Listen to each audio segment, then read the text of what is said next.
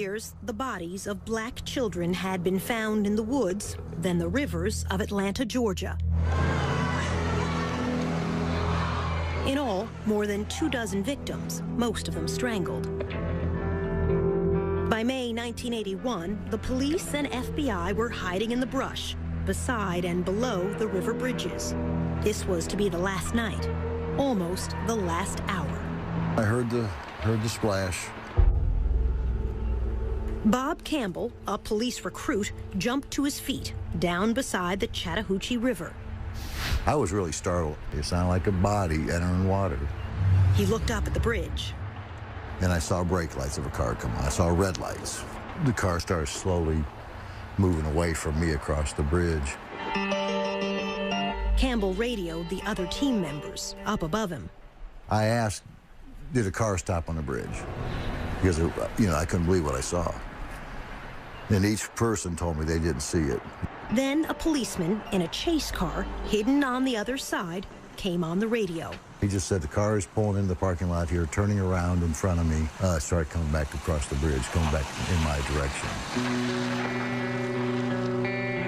This is that white station wagon. Police followed it and stopped it nearby. FBI agent Mike McComas rushed to the scene. The driver was standing by the highway. He was talking with the officers, saw a black male. He had on a baseball hat, had on glasses. The young man was Wayne Williams, about to turn 23. A self-anointed music talent scout who slept days and roamed the city at night. McComas invited Williams over to his car. He got in the car and I said, do you know why we're here? And he immediately said, yes, it's about the missing children. And that kind of stunned me, and I said, well, what do you know about that? And he goes, well, he said, I don't think that the various news agencies are covering it adequately. Do you? 2 weeks later, this headline would break the news of that night on the bridge. Wayne Williams would be sent to prison to serve 2 life sentences for murder. At first glance, he hardly looks like a serial killer. Not much more than 5.5 feet tall, barely 150 pounds, now in his 50s and growing bald. The bottom line is, nobody ever testified or even claimed that they saw me strike another person, choke another person, stab, beat, or kill, or hurt anybody, because I didn't. This is the first time Wayne Williams has talked on TV in at least a decade. Why do you think you were convicted? Fear. What do you mean? Atlanta at the time was in a panic. They wanted any suspect that they could find, and let's just be honest, it had to be a black person, because if it had been a white suspect, Atlanta probably would have gone up in flames. It came very close to that. Do you think you'll ever be free? No, Dot, it's not a matter of if to me, it's a matter of when. Some 30 years after Wayne Williams' trial and conviction, there is still debate and some doubt. This time, you can be the judge and the jury. We'll lay out the evidence on both sides, and you'll hear from Wayne Williams at length. Then we'll invite you to reach your own verdict: guilty, innocent, or a third choice, not proven. The first clue was found on a dead boy's tennis shoes. The victim was Eric Middlebrooks, his body left here in a rainy alley, a foster child who rode his bicycle away one night on an errand and was dead by dawn. Detective Bob Buffington saw something red stuck to Eric's tennis shoe. And I noticed in the flap of the edge of this shoe, this tuft of what to me appeared to be wool. And that was it. We could find no other evidence. Back at homicide, Buffington showed the fibers to his superiors. The lieutenant made a big joke out of it and told the rest of the squad that if I went over to the lieutenant's house and cleaned out the lint trap in his dryer, we could probably clear out all the cases in the city of Atlanta. Still, Buffington sent the fibers to the state crime laboratory. A young forensic scientist, Larry Peterson, took a look. So why was a fiber that was stuck in the crack of a shoe Why was that Because it was important? somewhat loosely there, and people don't normally have tufts or carpet fibers loosely stuck in their shoe. From those few thin threads, Peterson would begin to build a case to try to catch a killer. How many fibers across the board did you look at every day in this case, when the case really started getting busy? 100, 500, 1,000? Literally, there's going to be hundreds, if not thousands, of fibers there, depending upon the case.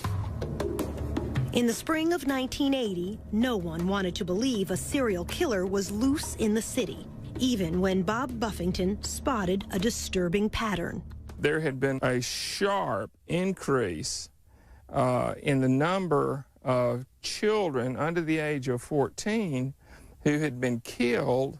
When he told his boss at Homicide, the major threatened to transfer him. And I truly think that they were afraid that there would be a panic. It was this mother, after the loss of her 9-year-old son, who finally forced police to listen, but not until almost a year after her boy died. Camille Bell and her children lived in these project apartments, poor to the eye, but rich in mind and spirit. Yusef Bell was an honors student in the gifted program at school. On a warm October Sunday in 1979, he walked away on an errand to buy snuff for an elderly lady downstairs. He went barefooted in a pair of brown shorts. He got to the store, he bought the snuff, he started back home. Less than half a block from this store, Yusef Bell stepped off this curb and vanished. And nobody saw anybody do anything or anything, but they did see him come back across the street. And that's the last that we saw him. Camille Bell called the police. They came and said they'd write a report. That's all. Days went by. Camille waited with 2 older children and Yusef's 3-year-old sister. And so she is terrified. If he can go to the store and they can steal him, then she doesn't want to leave the house. She doesn't want to do anything. Camille hid her own fear from her children. And you've got to hold them together so you can't act as scared as you are. The body of Yusef Bell was found in an abandoned schoolhouse. His body would not turn up for another month. Yusef Bell had been strangled. All of what could have been, should have been, and probably would have been was taken away. And we'll never know now because somebody decided that it was all right to just kill a little kid because they wanted to. For a long time, the 3-year-old would look for Yusef every time it was a foggy day. And we'd go out into the fog, and she would go as far as she could into the fog. And I'd say, come back here, and she'd say, I got to go find my brother. And she said, the clouds came down, so Yusef can come down. The child, her mother said, had confused the fog with heaven.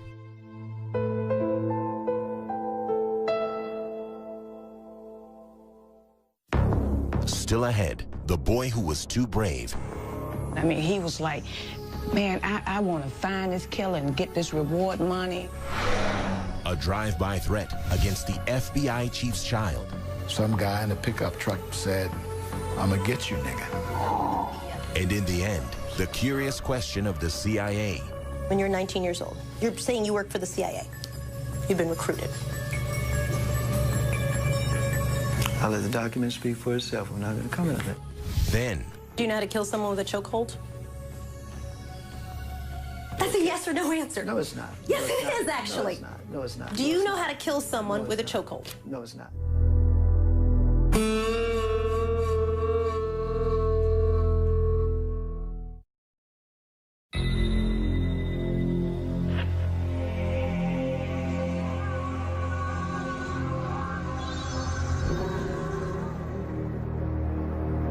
In the spring of 1980, police were still reluctant to listen to Camille Bell. Children were dying on the streets of Atlanta in the daytime. Among them, Jeffrey Mathis, only 10. Like Yusef Bell, he walked down the street on an errand to this gas station to buy cigarettes for his mother. She never saw him again. What we had here was a predator, and what he was looking for was somebody who was cut off from the herd. And if you don't realize you're in trouble until you're in trouble, then you have no way of getting out. It would be another year before Jeffrey Mathis's body was found in a woods, miles from his home. His mother would join Camille Bell in forming a committee to confront the city's leaders. The reaction of the police was that we were overreacting and that there was no serial killer.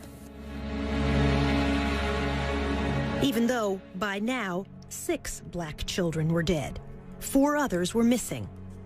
Perhaps we were like distraught parents that really needed everyone's sympathy, but nobody needed to do anything. For years, it has been a dirty little secret among the press and the police. Deaths of blacks draw less attention than deaths of whites. Nobody cared. So you could have several killings go on, and if the people were poor, then no one discovered there was a serial killing. If you were black and poor, then really nobody looked, especially if you're black and poor and Southern. Police were slow to recognize these deaths were different. Many of the bodies were left in the woods, far from home, unlike most murder victims who are found where they fall. Unsolved murders of children is very rare. If a 9-year-old got killed, it was because somebody slapped him across the room, he hit his head, and he died. Police did not create a task force until a year after the first murders began. FBI profiler Roy Hazelwood came down to help. 3 detectives drove him around the city and turned into Jeffrey Mathis' neighborhood.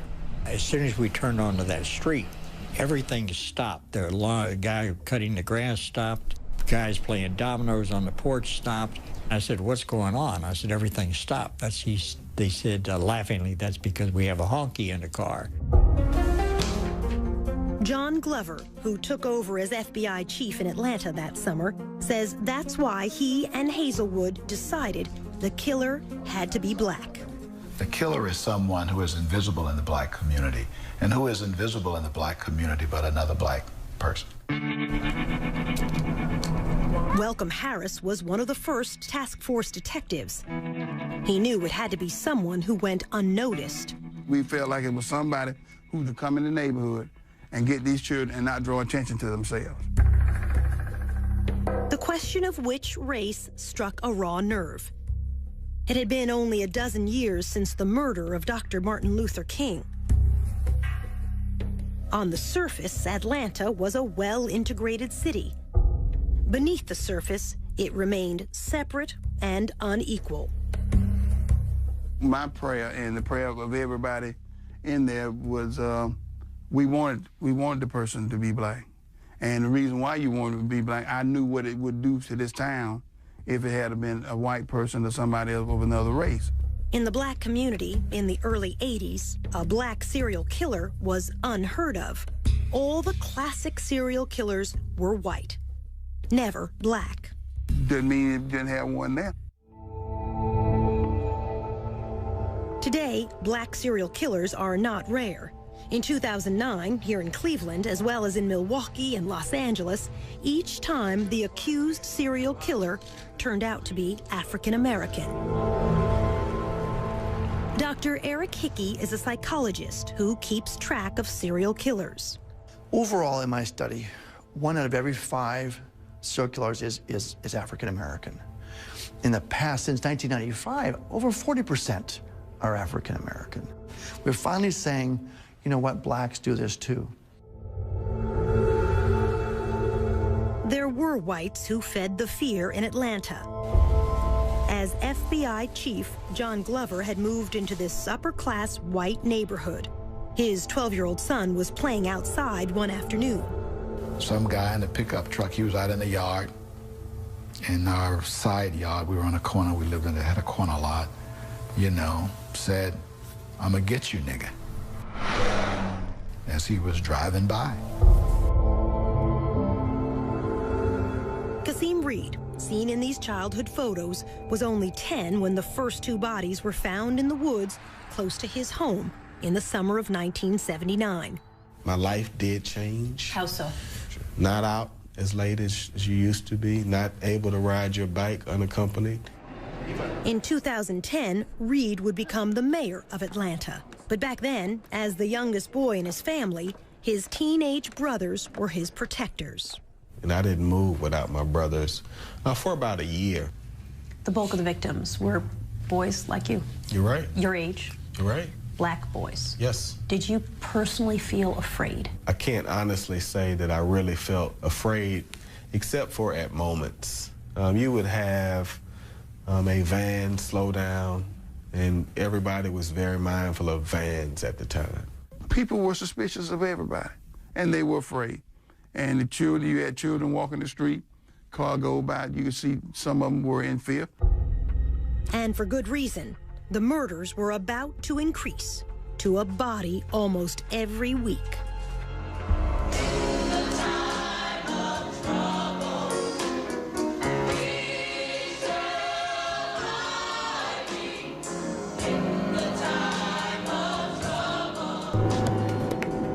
Coming up, a creature of the night. Being an ex-news reporter and all, you know, nighttime is me. That's the time I'm out most of the time. And a mystery within a mystery. He walked into the back of the studio and he had horrible scratches on his arms. And he said he had fallen into a bush.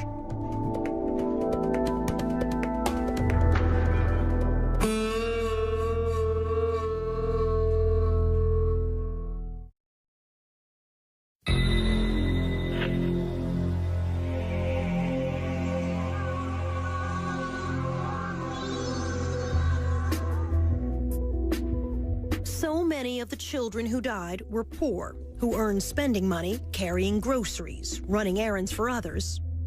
Or, like Luby Jeter, peddling car deodorizers outside this supermarket on New Year's weekend, 1981. His mother worried about his going off alone. He said he was a big boy. They had to catch him first. Luby was a good student, a sophomore in high school. A witness at the shopping center that day saw Luby with a man and helped a police artist draw this sketch, a man with a baseball cap, perhaps a scar on his cheek. Luby never came home. I believe he'd been kidnapped. Police searched the woods around Atlanta. They did not find Luby.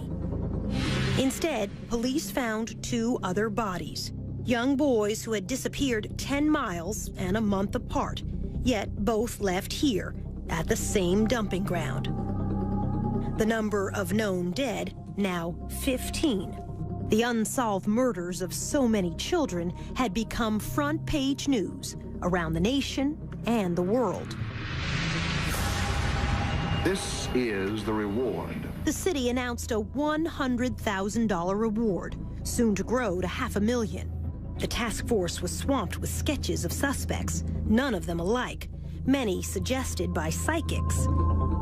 At the state crime lab, Larry Peterson was sifting through thousands of fibers: nylon, rayon, acrylic, acetate. Is it like looking Multiple or smaller? It's like looking for multiple needles in multiple haystacks. Then, in January 1981, a breakthrough. Peterson realized they were seeing one green carpet fiber with a unique shape. This is a cross-section of that fiber, magnified many times. This particular fiber had two very, very large lobes and one short lobe. The lobes are the three ends of the boomerang shape. The shape was the most distinctive feature of the fiber. He showed me a slide taken from another carpet. This is a single tuft from the carpet, cut in cross-section. Yeah, I can't tell that's green. That's enough. Even putting the tiny fibers under the microscope didn't help me. How can you tell what color this is? Because in this green carpet, because of that light green, it looks very whitish. The color is seen microscopically is not going to be identical to what the overall carpet would be. Instead, an even more sophisticated microscope So let me just open this up. can separate colors to identify a specific fiber. We took another look. Oh, now you're talking. Now, Peterson knew what to look for. When I was looking at the fiber at first, I had no idea who had made it. I just knew it was very distinctive, and I would recognize it instantly. But he didn't know where to find it. Wayne Williams was not yet on anyone's radar. He had freelanced as a TV cameraman who shot fires and overnight news. He told us, You know, I know the streets of Atlanta. I've been around a while. Being an ex-news reporter and all, you know, nighttime is me. That's the time I'm out most of the time. now almost 23, a wannabe music producer, he was trying to form a singing group modeled after the Jackson 5. In fact, the afternoon Lubie Jeter disappeared, Williams says this receipt shows he had an alibi, auditioning young singers from 4:30 to 8:30 that evening. The studio was a small demo studio. Kathy Andrews was co-owner of that studio. To my best recollection, he auditioned young kids for a group that never existed. They were roughly as young as 8 and as old, for the kids, they were as old as 11 or 12. Now living in another state, Kathy Andrews did not want her face shown because of what she saw on another day at her studio. At one point in time, when Wayne came for one of the sessions, he walked into the back of the studio and he had horrible scratches on his arms. Deep and painful, crisscrossing both arms. It was more this way and that way and that way and that way and that way and that way. And they were angry looking. And when I looked at him, the first words out of my mouth was, "Oh, Wayne, what happened? That looks awful." And he said he had fallen into a bush.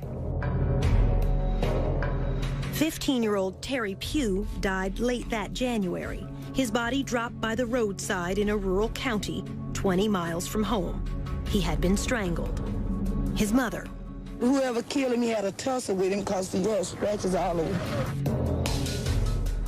It gives me chills down my spine still. To this day, Kathy Andrews does not believe Wayne's explanation. He did not fall in a bush. It was, after you realized it, it was fairly obvious. I mean, and I don't know what else could have caused that kind of wound on his arm. The intervals between murders were shrinking. 19 days from Lubie Jeter's disappearance until Terry Pugh's death. Then 15 days until the next victim. Soon 13, then 11. And before long, a body a week. FBI profiler Roy Hazelwood says this is not unusual for serial killers. They come to believe that they, in fact, are almost immune to mistakes, if you will, and they can take greater risks because it's more exciting, and because they're so superior, they don't have to worry about the inferior police catching them. After a month, Lubie Jeter's body would be found in the woods, the boy left naked except for scraps of underwear. The medical examiner would testify Jeter apparently had been killed by, quote, a chokehold around the neck, a forearm across the neck. It's a question we'll have reason to ask Wayne Williams by the end of all of this. It's actually a very simple question. Can you kill someone with a chokehold? And when you were 19 years old... You probably could under the right I know for a circumstances. fact I could not. When we return, the boy who wanted to catch a killer. The body was indeed another victim of Atlanta's child killer or killers. I just know right away it was his body. Oh my God, Mom. And later, a failed lie detector test. It surprised him that he didn't beat that polygraph test. He was convinced he could beat a polygraph test.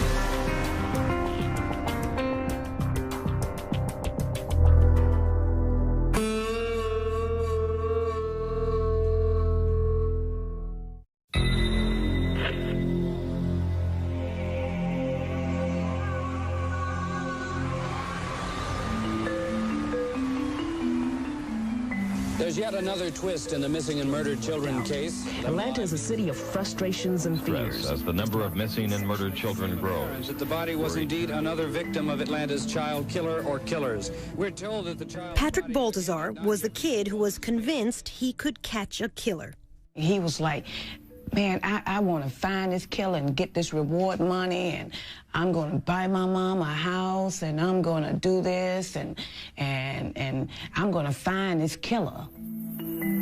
His stepmother, Sheila Baltazar, was worried. For a 10, 11-year-old child to be talking like that, that was just like, wow, you know, where's his mind at?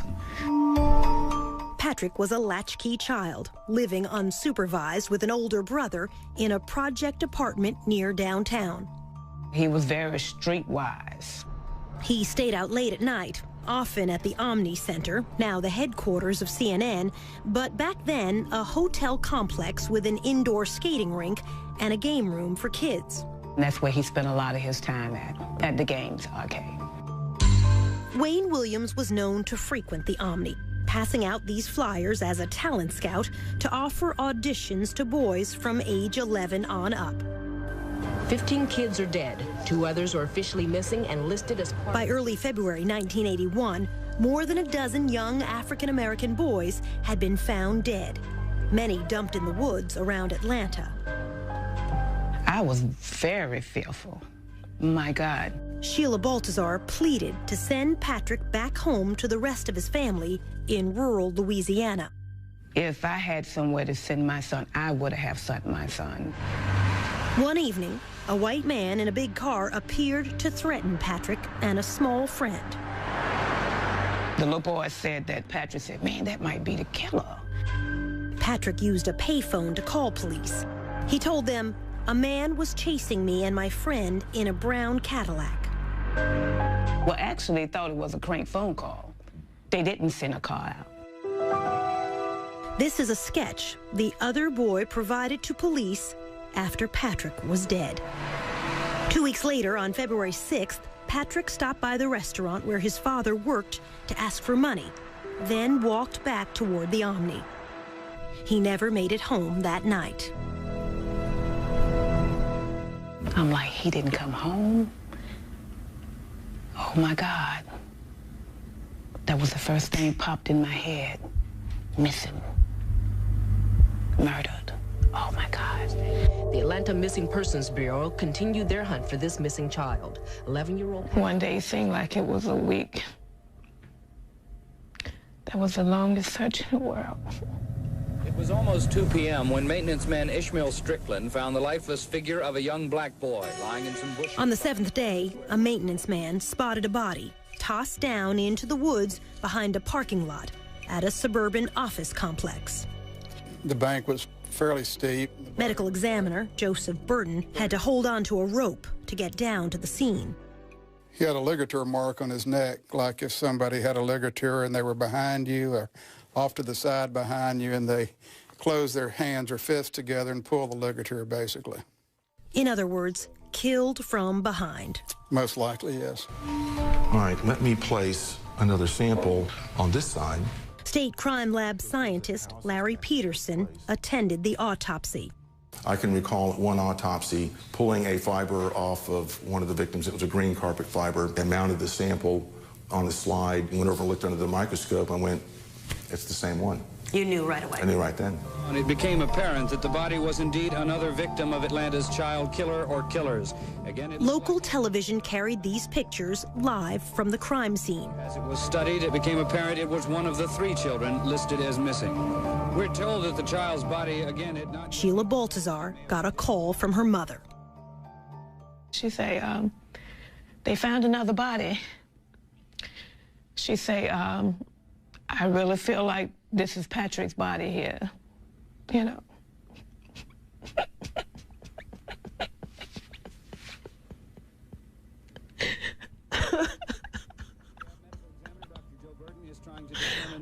Oh my God. But if he is one of the 3 missing children, the chances are strong that he was 11-year-old Patrick Baltazar, who disappeared 1 week. Mrs. Baltazar and her husband went to the funeral home to identify their child. They told me he had struggled you know, for his life. And seeing the print, you know, the rope print across his neck, all the way around the front.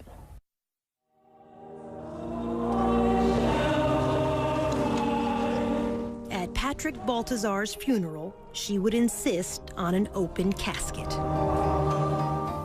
I just wanted the world to see that this child could have been anybody's child.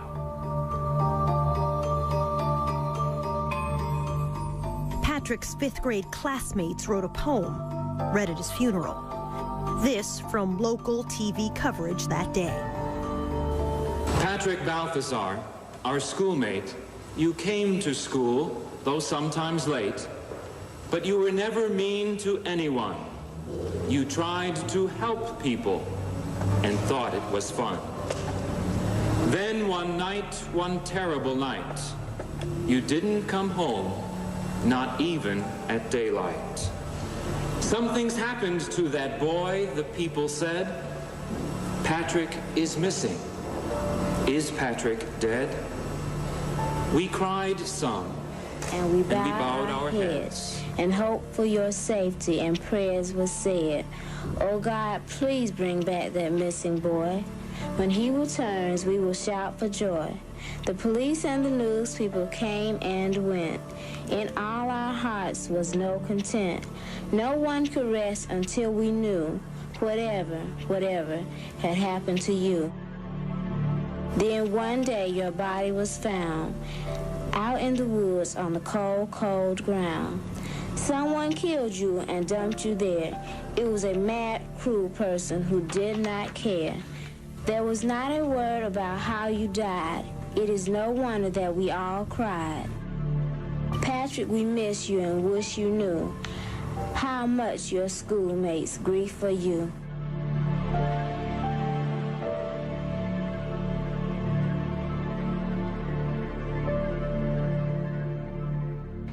Just ahead, the Klan under suspicion. It was an entire family of brothers that were involved in the Klan. And then, a disappearing nylon cord. Could have been the murder weapon, as far as I know.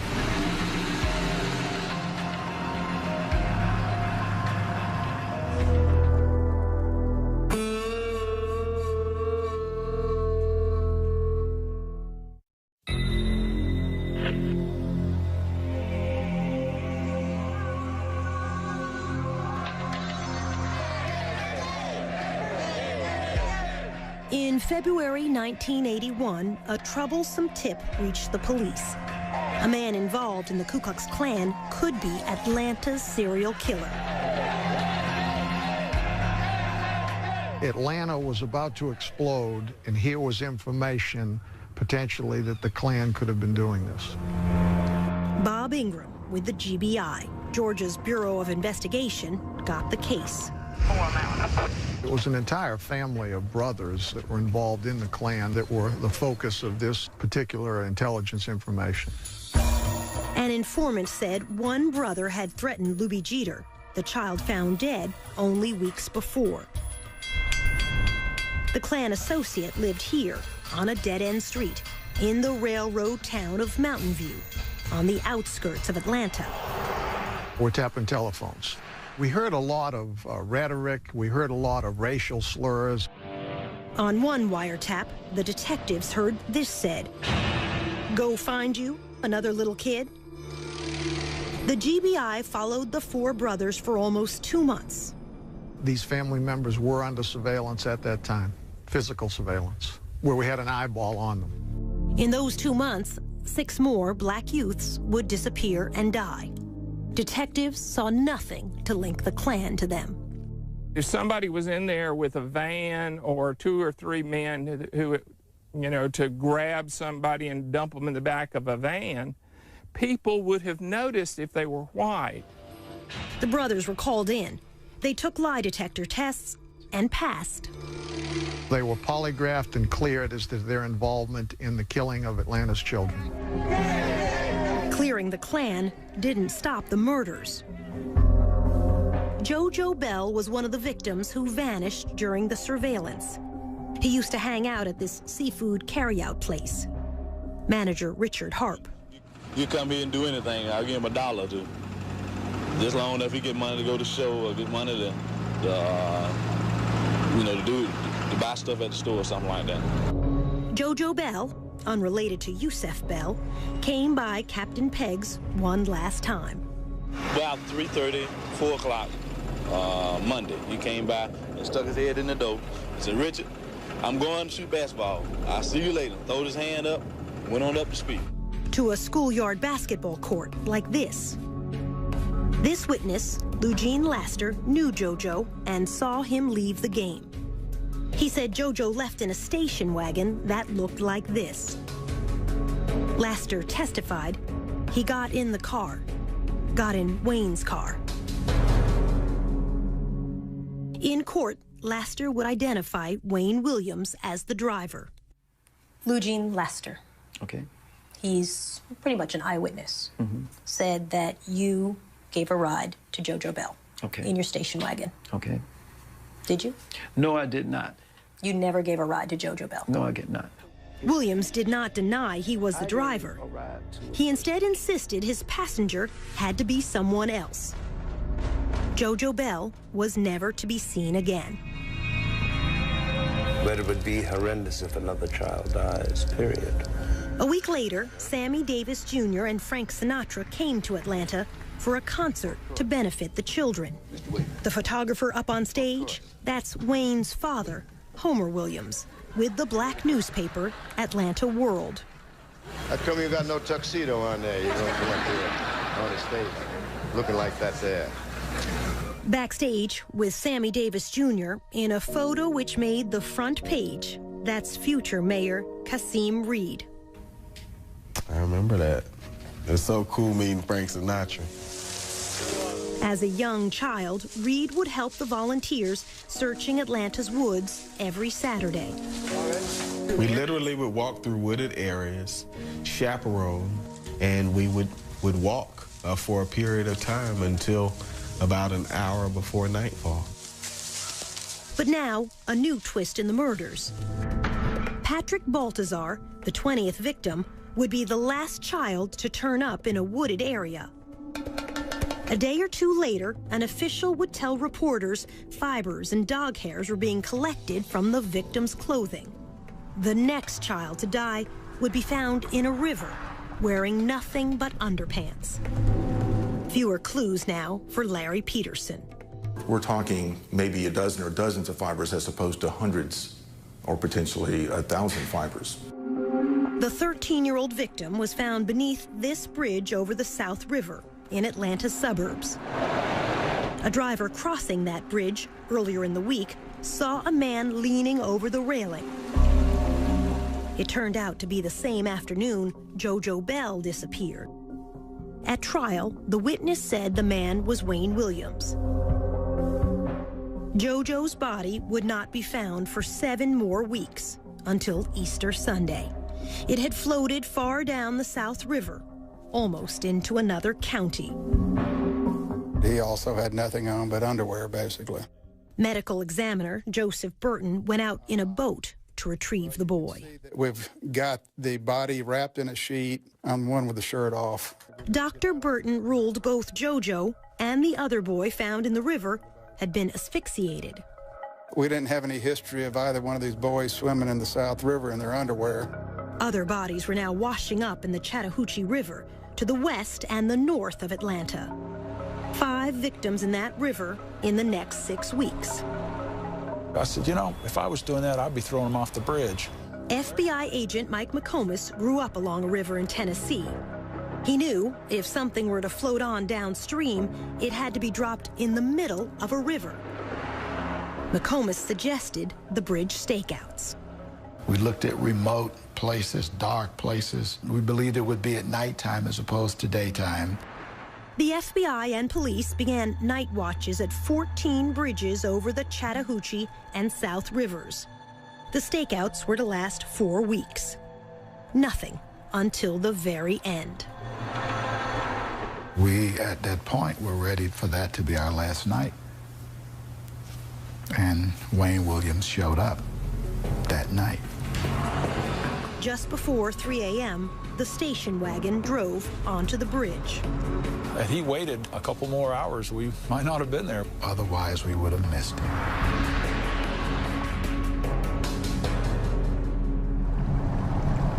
Next, the night on the bridge.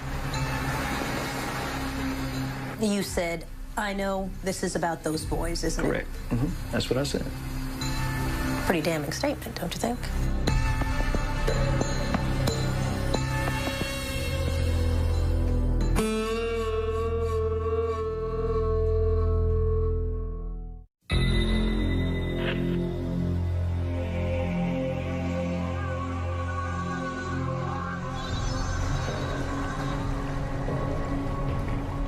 That night on the bridge, Wayne Williams says police made him the scapegoat because he was black.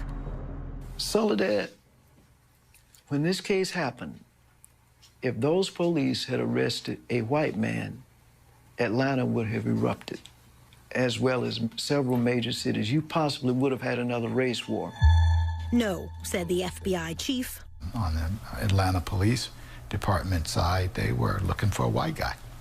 So why would all of a sudden the black guy be considered a scapegoat?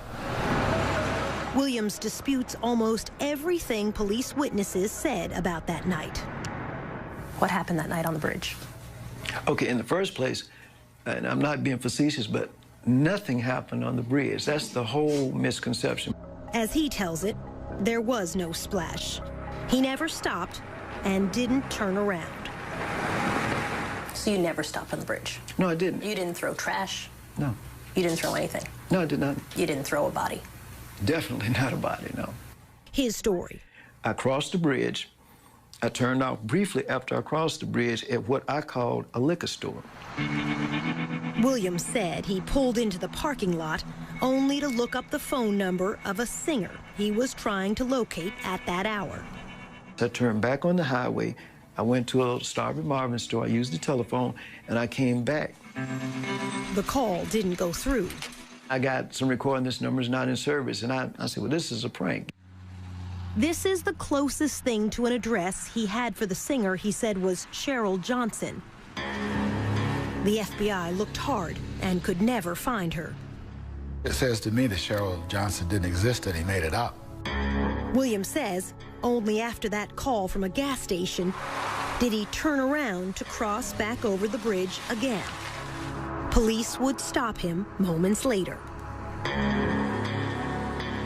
You said, I know this is about those boys, isn't it? Correct. Mm-hmm. That's what I said. Pretty damning statement, don't you think? No, I mean, the perception in Atlanta was, at the time, kids were missing, and I think, if I'm not mistaken, the perception was a lot of young males were missing, and that's what I asked myself, this is about those kids, the boys or something like that, isn't it? Remember what FBI agent Mike McComas said he saw when he got to the scene? Saw a black male. He had on a baseball hat. This is the sketch provided by the witness who saw Luby Jeter talking to a man the day Luby disappeared and died. McComas had never seen this until we came back to show it to him nearly 30 years later.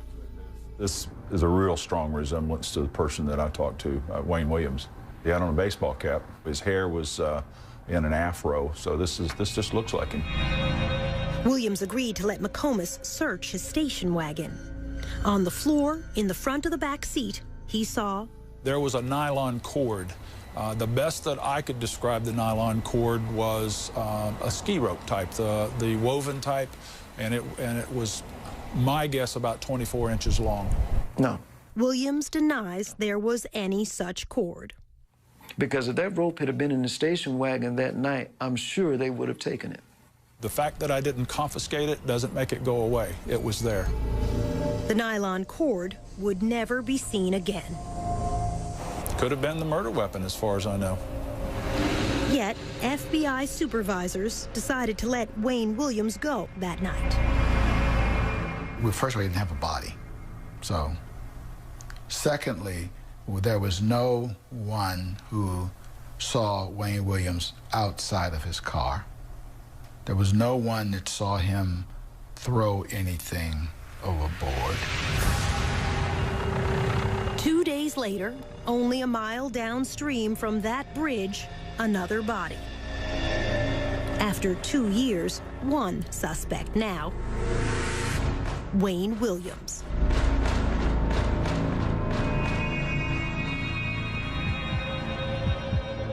When we come back, the lie detector test.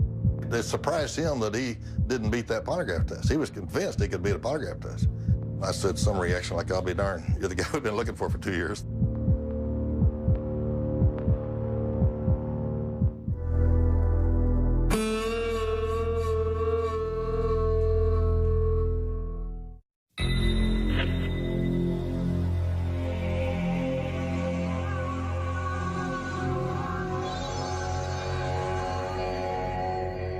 The second day after Wayne Williams was seen on the Chattahoochee River Bridge, the body of Nathaniel Cater washed up downstream.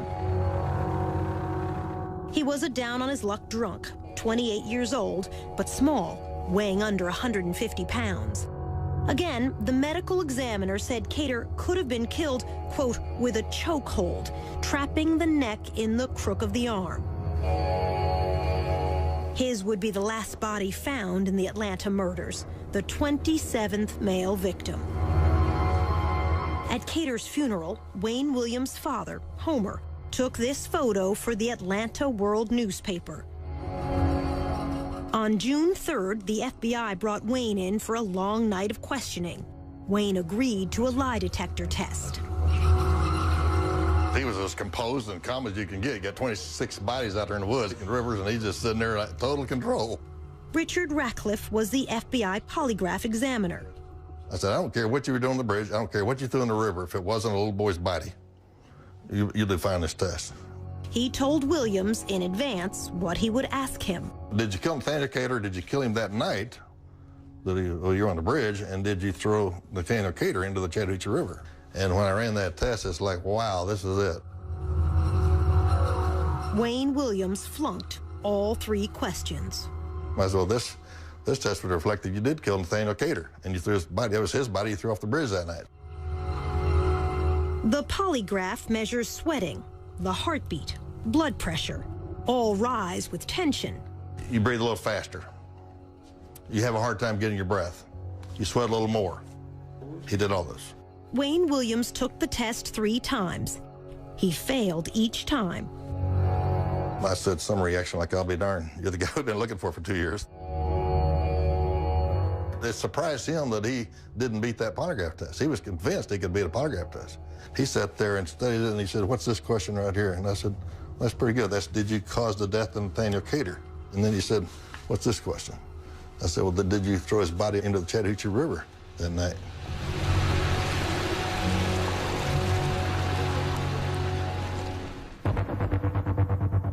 With the media waiting outside the FBI, the mayor's spokesman, Angelo Fuster, was called in to handle the press.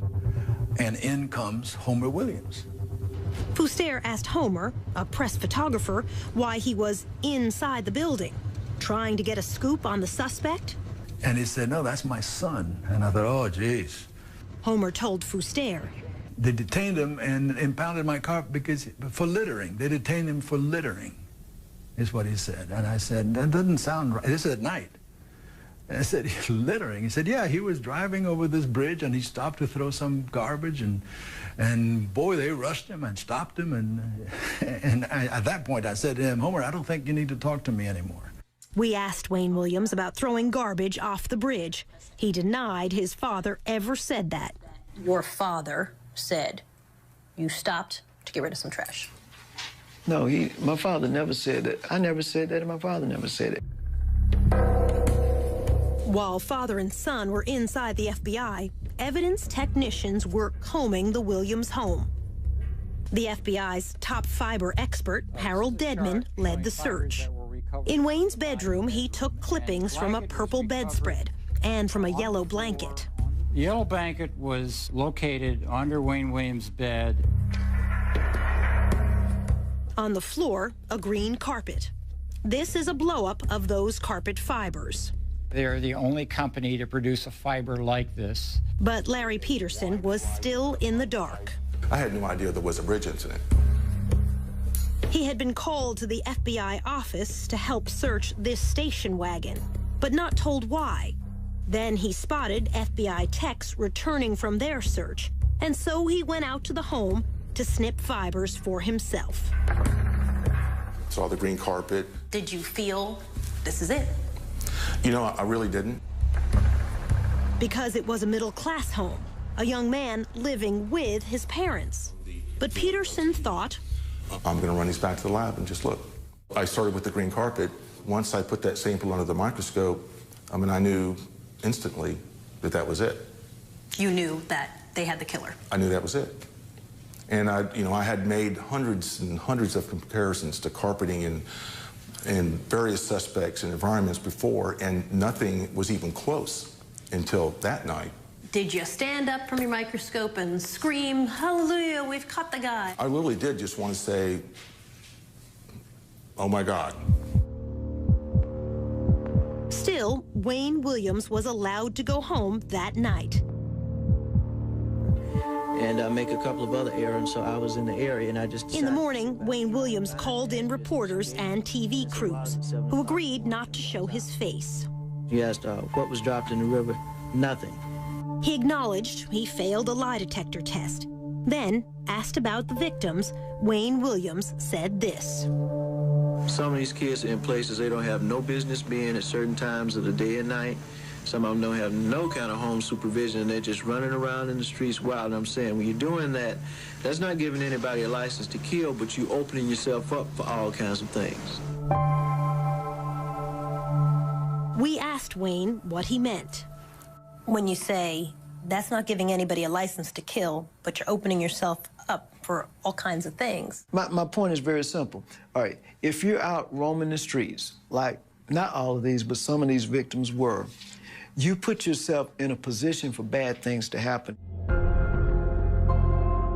For days, the district attorney was reluctant to take Wayne Williams to court based on fibers alone. While he hesitated, the FBI, police, and media all kept a watch on Wayne. In this parking lot one day, he showed an angry face to a CNN camera crew. Well, hey, I'm telling you to quit following me, because I'm saying at this point you're following me and you're on private property. And if I were you, I'd get the hell off. Finally, on Father's Day evening, 1981, detectives arrived to arrest Wayne Williams for the murder of Nathaniel Cater. Once he disappeared in the back of this police car, Williams would never be free again, to this day.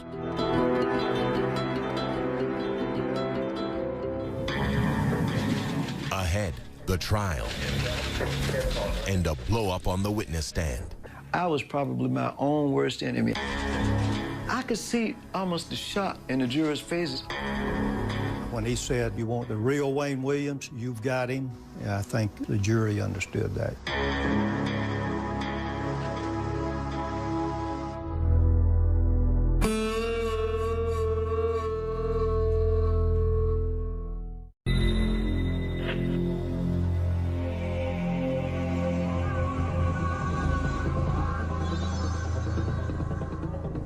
Wayne Williams would go on trial at the start of 1982.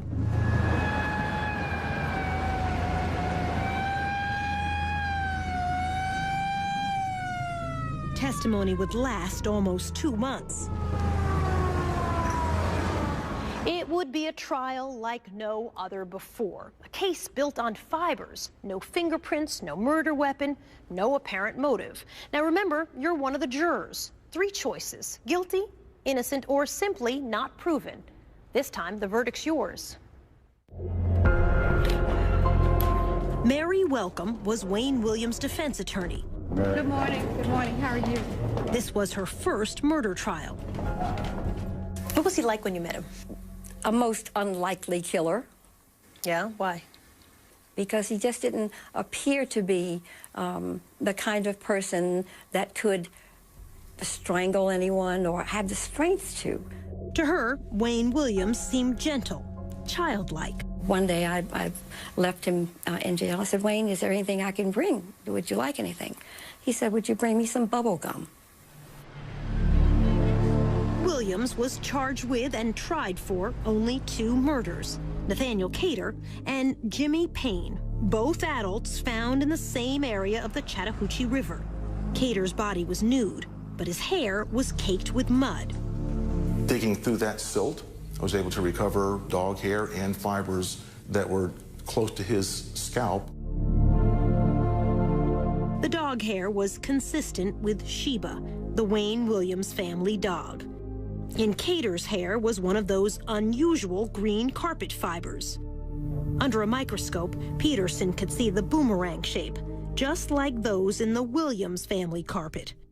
This is an actual piece of that carpet, which the FBI's Harold Dedman said was quite rare. It's got an unusual carpet fiber. It was manufactured for a limited amount of time. It was a 10-year-old carpet. On Jimmy Payne, the other victim, Dedman found yellow rayon fibers stuck to his cotton shorts, fibers consistent with the blanket under Wayne's bed. I personally took the cutting from the yellow blanket that was under the bed. This evidence slide contains the yellow blanket fibers that Dedman clipped that night, magnified by our own video camera. But when Larry Peterson had returned that June for a second search a couple weeks later, There was no yellow blanket to be found that I could find. There are a lot of things in your case that disappeared. Mm-hmm. You had a lot of disappearances. Mm-hmm. Yellow blanket Yes. disappeared. In the first place, there was never a yellow blanket. There were fibers of a yellow blanket. There were fibers alleged to have come from a yellow blanket. Nobody's been able to produce a yellow blanket because, quite simply, and I'm just being very blunt with you, there was no yellow blanket. Or maybe you got rid of it in between the first time they searched and when they come back. It seems like to me, if I were a police officer, I would have confiscated the blanket too. It doesn't make sense. the prosecution was allowed to bring in 10 other deaths. Among them, Patrick Baltazar, Eric Middlebrooks, JoJo Bell, to try to show a pattern.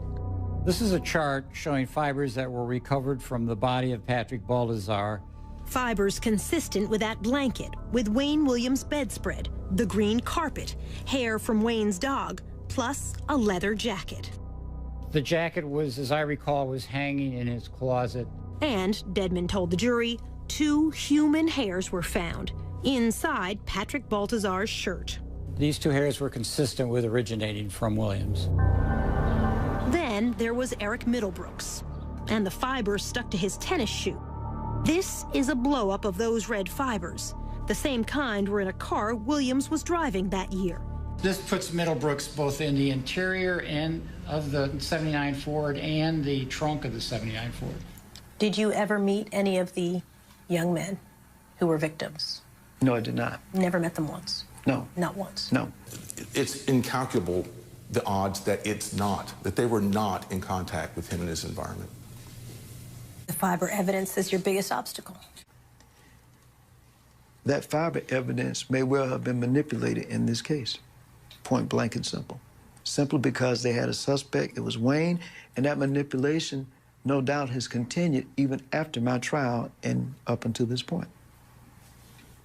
There were just too many fibers placed on too many bodies. Mike Derham, in blue, seen here the night of the verdict, was one of the jurors. What would the chances be of finding the same, all of these fibers? The chances would be just astronomical. This witness, Robert Henry, did place Williams with the very last victim, Nathaniel Cater. Henry worked with Cater.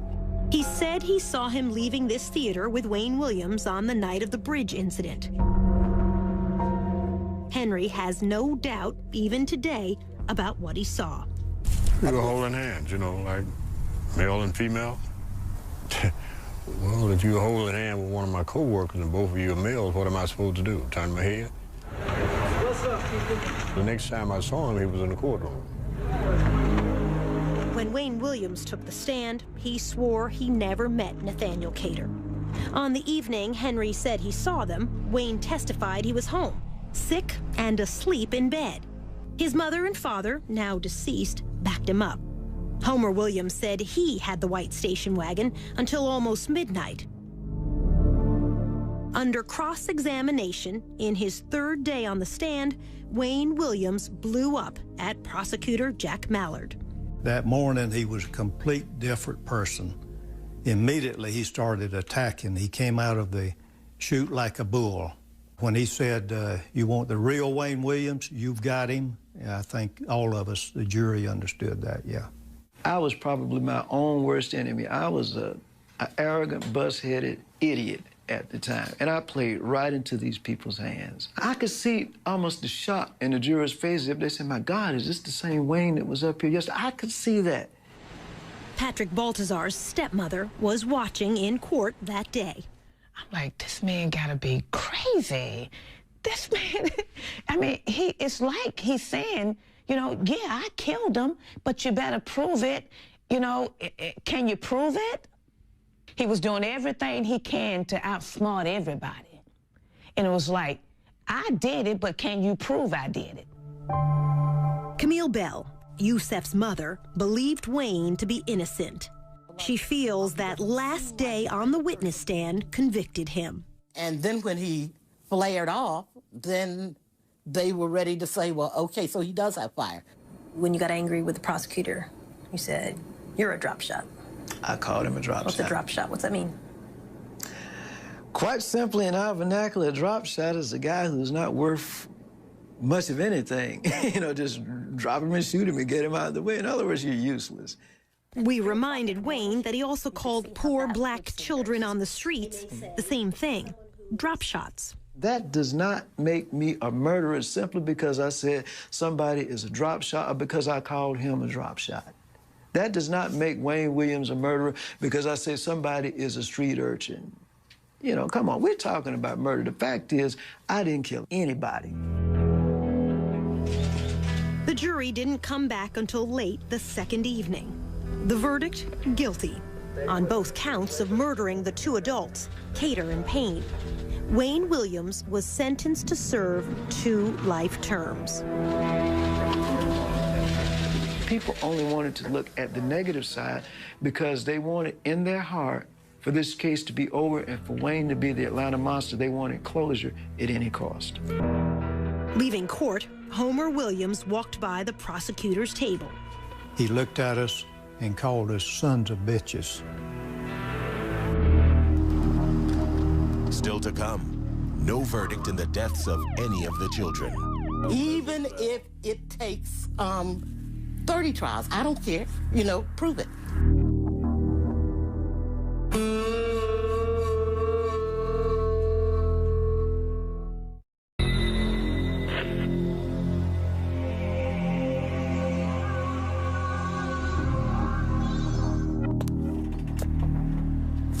Defense attorney Mary Welcome did not expect the guilty verdict.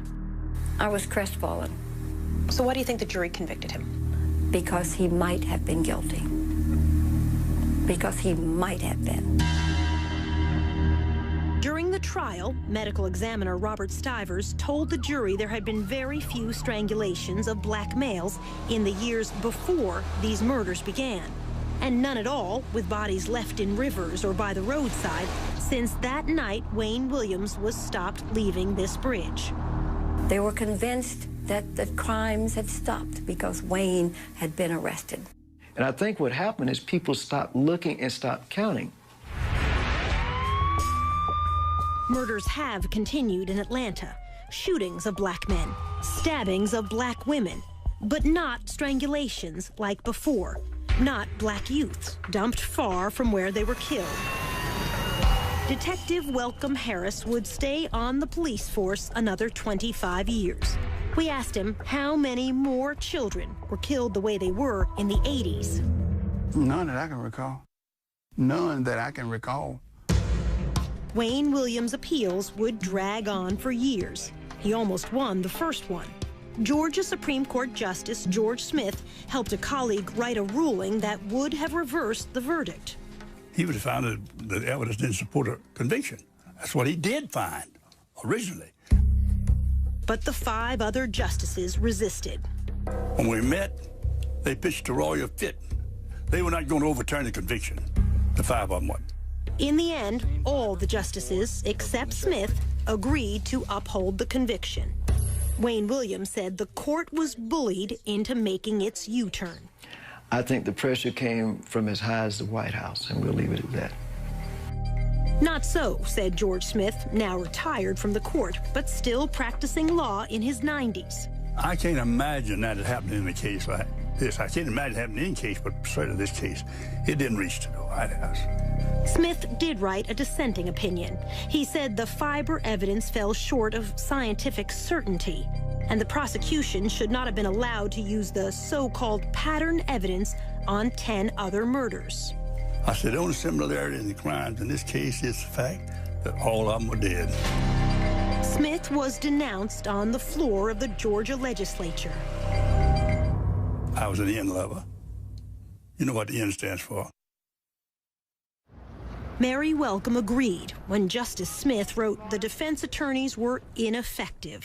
We were rendered ineffective. We were rendered incompetent because of the lack of funds, lack of time, and the lack of resources. Absolutely. Things did go wrong in the trial that should not have. An ambulance driver suggested an explosive motive for Wayne Williams. This from CNN's report at the time. Bobby Tolan said Williams asked him once, had he ever considered how many blacks could be eliminated by killing one nigger child? But unknown to either side, Tolan was not his real name. In fact, he had a criminal record. He testified under a false name, had an extensive arrest record under his real name. I'm not sure that we knew all of that at the time, or it was disclosed to us. Rogers' home is but 8 blocks away from where he was found today. Then there was the murder of Larry Rogers, a retarded youth. This witness testified she saw Rogers slumped over in a station wagon as Wayne Williams drove away. But another person also saw Rogers in that station wagon at that same intersection that day. He helped a police artist draw this sketch. It does not look like Wayne Williams. However, the defense never called the other witness to ask about the sketch. No, I don't even remember seeing that. Supporters of Wayne Williams say there was one murder which shows the fiber evidence could be faulty. The death of 12-year-old Clifford Jones, left by a dumpster in an alley on a summer night in 1980. Some of those unusual green carpet fibers were on his body. Yet another boy said he saw a coin laundry operator kill Clifford Jones. Detective Welcome Harris said the boy was not believable. He exaggerated stuff. In other words, he was open to suggestions.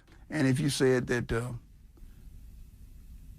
Mickey Mouse was up there, and if he sensed that you wanted him to say that, he said, yeah. Wayne supporters point out the laundry manager failed 2 police lie detector tests, but few are aware of a third test given by the FBI examiner, Richard Ratcliffe. The result? In layman's terms, he passed. He wasn't involved in killing Jones. Only days after Wayne Williams was convicted of killing 2 adults, Atlanta's police commissioner closed the books on 21 other murder victims, declaring they, too, were killed by Williams. Most were children, among them Clifford Jones and Yusef Bell.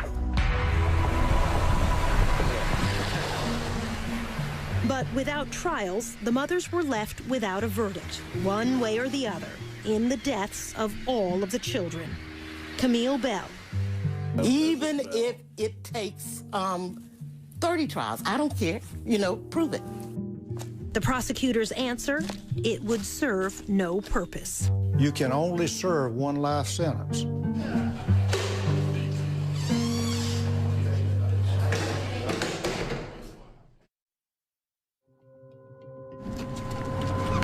Just ahead, a new alibi that backfires.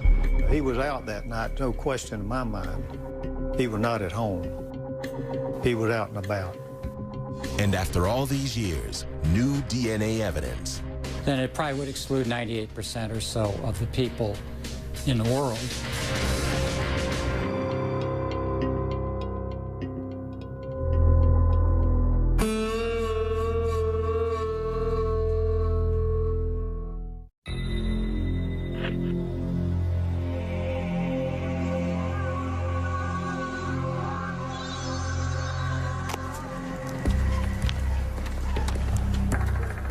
4 years after the trial, Robert Henry would change his story about seeing the last victim, Nathaniel Cater, holding hands with Wayne Williams. In this affidavit, Henry wrote, "If my life depended on it, I could not say the man I saw with Cater was Wayne Williams." Our producer confronted Henry with that affidavit. His signature is at the bottom. Yes, that's my handwriting. Whose words are those? They're not mine. Whose words are they? I'd rather not say. In the summer of 1986, Henry was in prison here when, he said, an associate of Wayne Williams came to see him and told him what to write. When you said, "I could not ID the face of Wayne Williams as the man I saw with Nathaniel Cater," are those your words? Those are words I was told to say. By? I'd rather not say. It might cause a problem.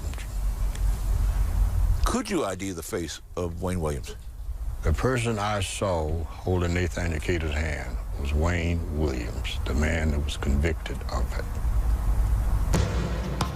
In fact, Henry had passed a lie detector test before he took the witness stand.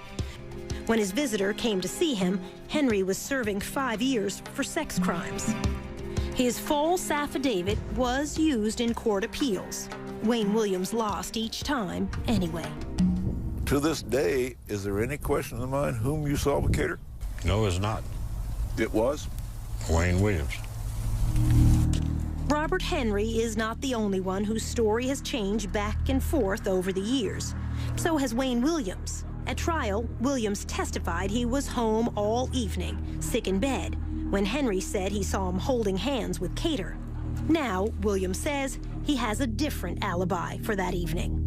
I was at a place called Hotlanta Records in College Park. Williams says he drove to that office near the Atlanta airport. He had taken photos for this poster the night before and went there to turn in this invoice to get paid.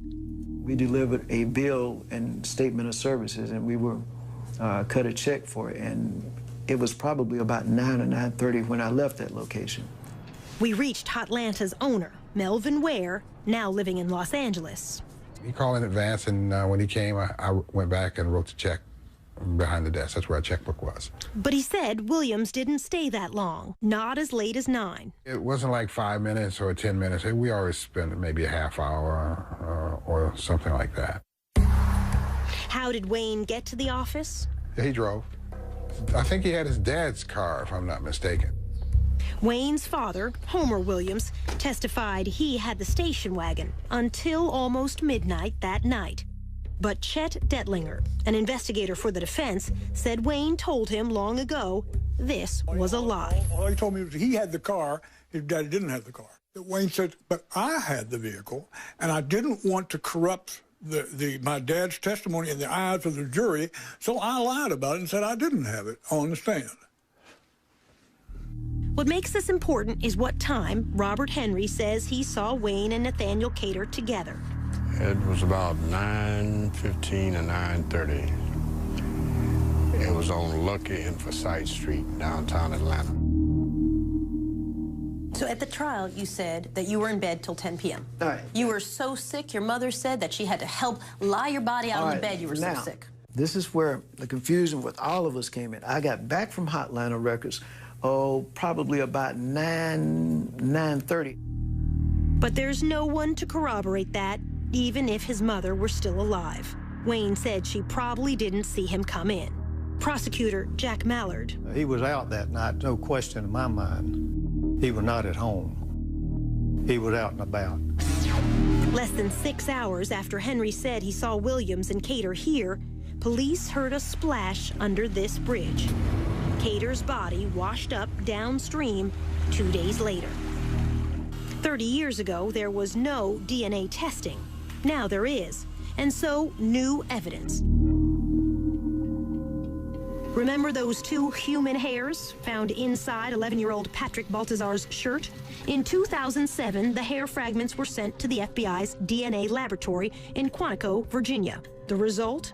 The lab said it found this DNA sequence in only 29 out of more than 1,100 samples of African-American hairs in its database, less than 3%. Most important, Wayne Williams' DNA had the same sequence. I don't think they said it was a match. I think they said they could not rule out whomever the hairs were from as being the possible donor. The FBI's Hal Dedman, a DNA expert, said this finding is as strong as it can get with this particular type of testing. Then it probably would exclude 98% or so of the people in the world. Did you kill 11-year-old Patrick Baltazar? I did not kill Patrick Baltazar or anybody else. Did you ever meet Patrick Baltazar? No, I did not. Never been in contact with that kid? I don't even know a Patrick Baltazar. We offered to show the DNA findings to the stepmother, Sheila Baltazar. I can't read it. Please don't make me read it.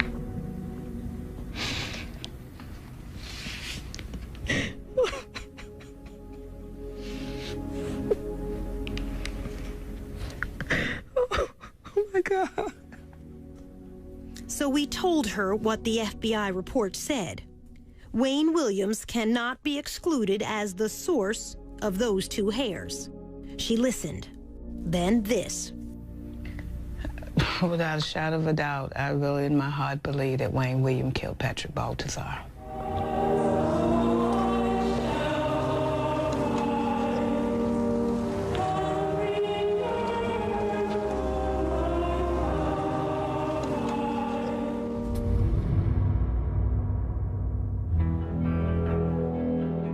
Next, train to kill. Were you trained in unarmed combat techniques? Could you grab somebody bigger than yourself, put them in a chokehold? I'm sure there are other things in unarmed combat besides putting somebody in a chokehold.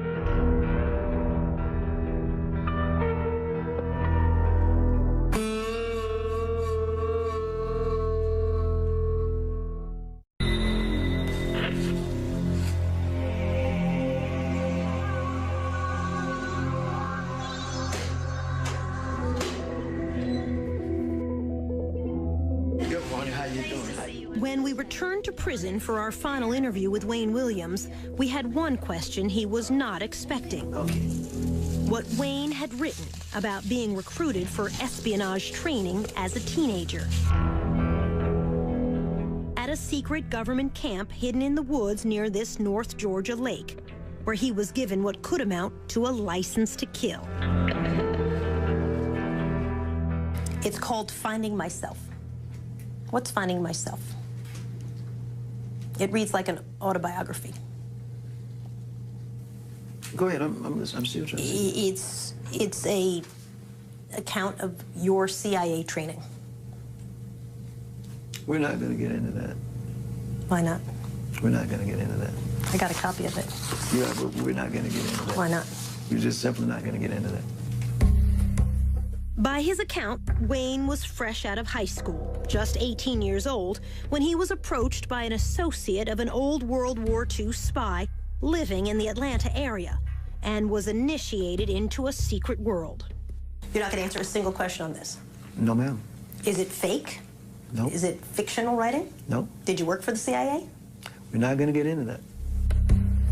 In these pages, he said he spent his summer weekends in those woods, learning how to handle plastic explosives, hand grenades, and something even more chilling. So, I'll do the talking part, and you can answer what part of it you want. You write how you fired rifles, submachine guns, handled assault weapons, grenade launchers, C4, learned unarmed combat techniques through this training group over weekends.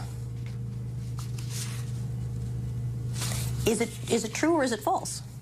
We're not going to comment on that. When you're 19 years old, you're saying you work for the CIA. You've been recruited.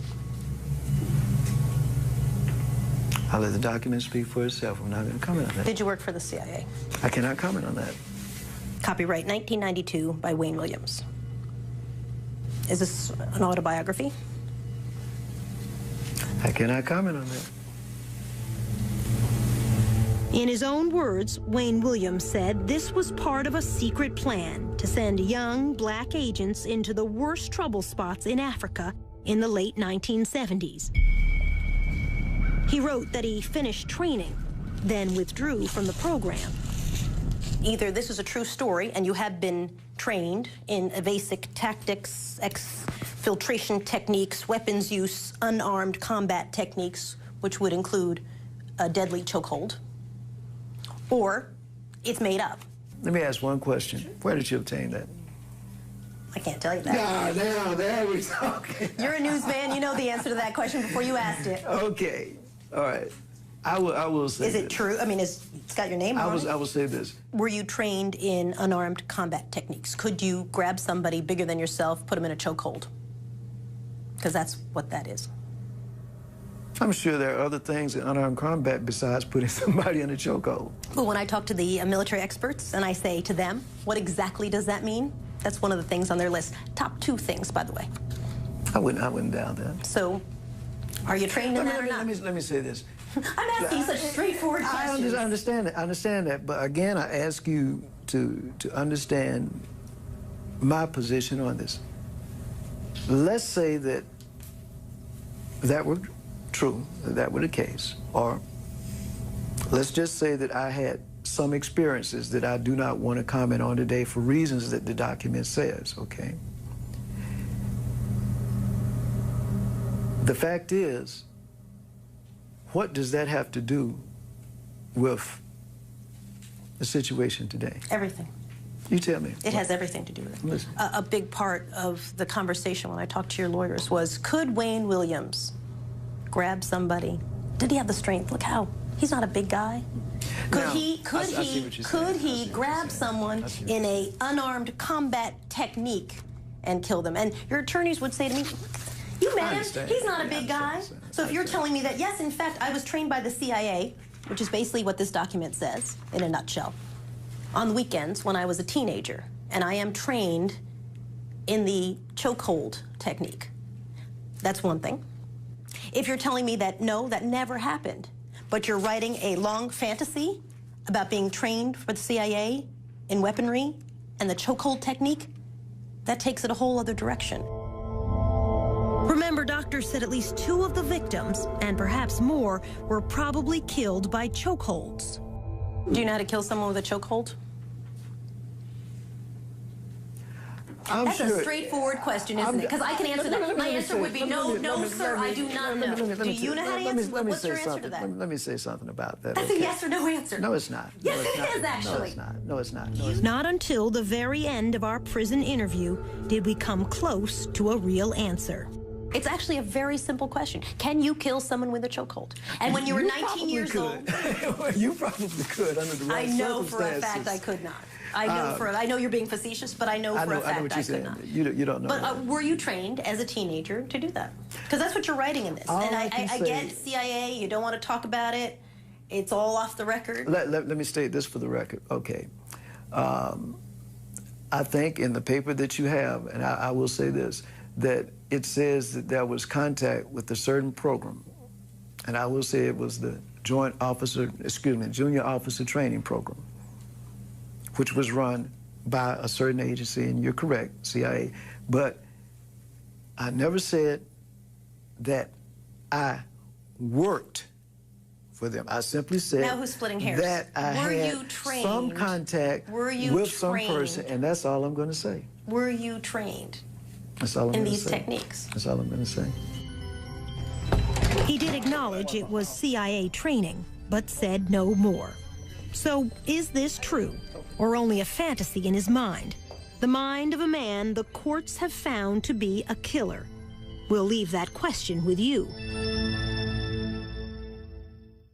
The verdict is now yours to decide in your own mind. Again, the choices: guilty, innocent, or a third choice not proven either way.